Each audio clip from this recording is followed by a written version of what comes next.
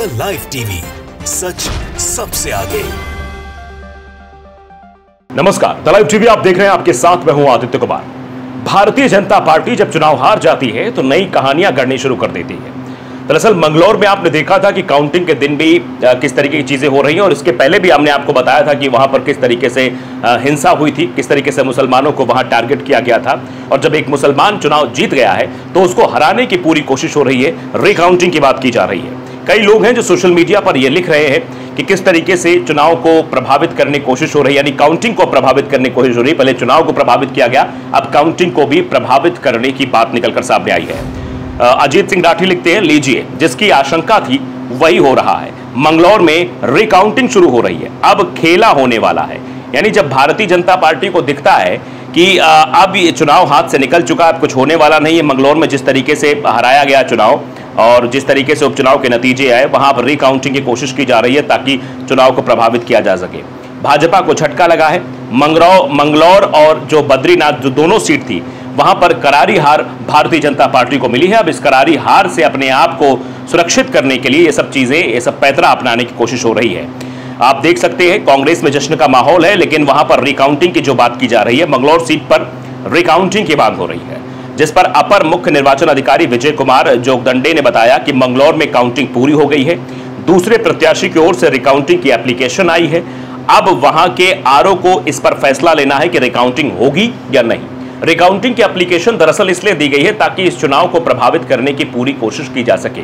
आप समझते हैं कि भारतीय जनता पार्टी या फिर एनडीए को जिस तरीके से झटका लगा है, एक के बाद एक बड़े झटके लगे हैं, और ये झटके बताने के लिए काफी हैं कि अब उसकी समझ में नहीं आ रहा वो करे तो करे क्या, कैसे इन सब चीजों को मैनेज करे, कैसी चीजों को करे, ये तस्वीरें बता रही हैं। अब आप समझिए कि वहां की स्थिति क्या है। मैं पहले बद्रीनाथ की भी बताता हूं और बद्रीनाथ के साथ साथ मंगलौर का भी पूरे बताता हूं। 10वें राउंडिंग में राउंड पूरे हो गए थे, उसमें कांग्रेस की जीत हो गई थी।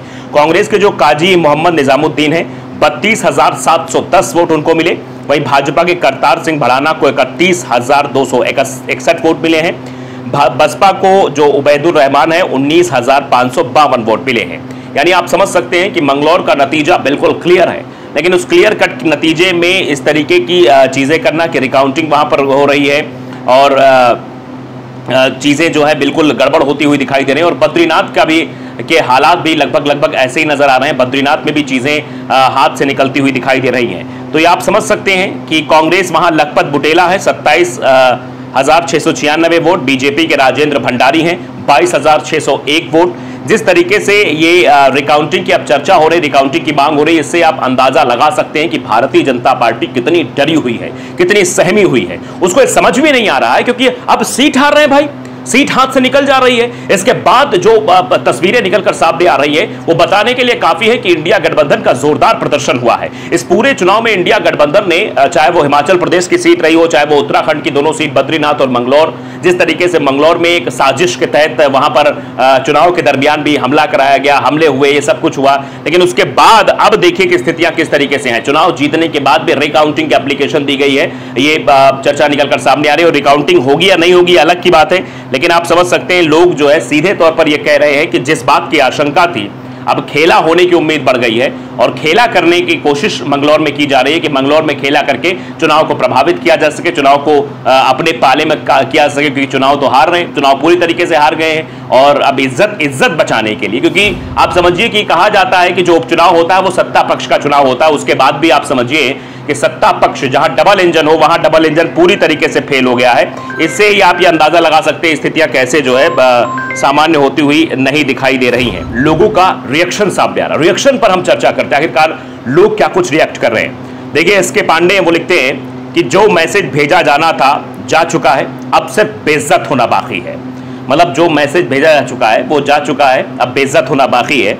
नौशाद शेख लिख रहे हैं, एक बात समझ से बाहर है, बीजेपी के नेता को छोड़कर किसी दूसरी पार्टी के नेता को जीतने के बाद सर्टिफिकेट देने में देरी क्यों होती है, क्या है यह बड़ा सवाल है कि आखिरकार भारतीय जनता पार्टी का जब प्रत्याशी हार जाता है तो वहां जो विपक्ष का प्रत्याशी रहता है उसको सर्टिफिकेट देने में विलंब किया जाता है, सर्टिफिकेट रोक कर रखा जाता है। जबकि भारतीय जनता पार्टी का जहां भी मसला होता है वहां अगर वो जीत रहा है और कम वोटों से भी जीत रहा है तो रिकाउंटिंग तो छोड़िए, तड़ातड़ उसे तुरंत सर्टिफिकेट दे दिया गया, काम खत्म, वहां काउंटिंग समाप्त, सब कुछ सामान्य तरीके से चलने लगेगा।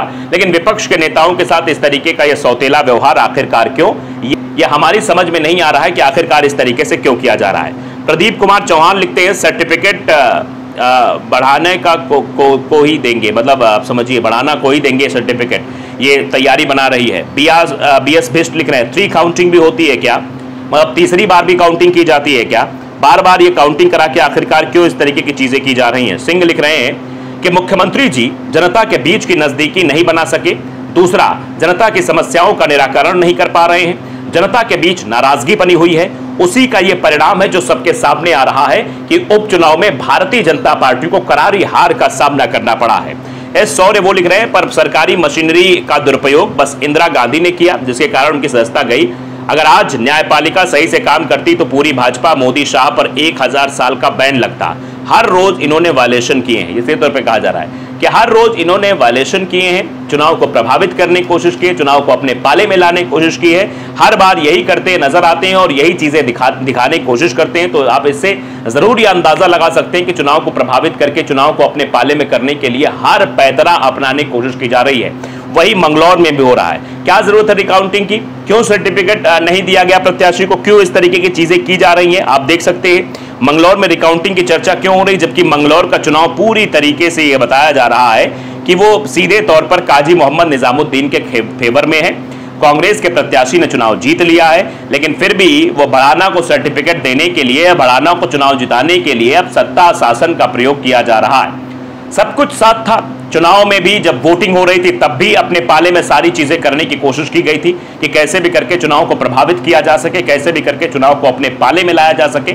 जब वहां पर दाल नहीं गली तो अब काउंटिंग में दाल गलाने की कोशिश हो रही है। लेकिन जरा आप इस बात को बखूबी समझिए कि जनता है जो सब जानती है, पब्लिक है जो सब जानती है। जब आने वाले समय में यहाँ पर उपचुनाव के बाद जब विधानसभा चुनाव होंगे तो स्वाभाविक सी बात है कि जनता जवाब देने के लिए बैठी रहेगी और जवाब देगी और बताएगी कि तुम अगर इस तरीके का कांड करोगे तो ये ठीक नहीं होगा और इस तरीके से हम तुमको हराने की कोशिश करेंगे, ये जनता बता रही है। और जो ये चीजें निकल कर सामने आ रही हैं, अब बेईमानी होगी, अखलाक कह रहे हैं सीधे तौर पर कि अब बेईमानी करने की कोशिश करेंगे कि कैसे भी करके जो है बेईमानी करके चुनाव जीता जाए, तो ये सब ठीक नहीं है।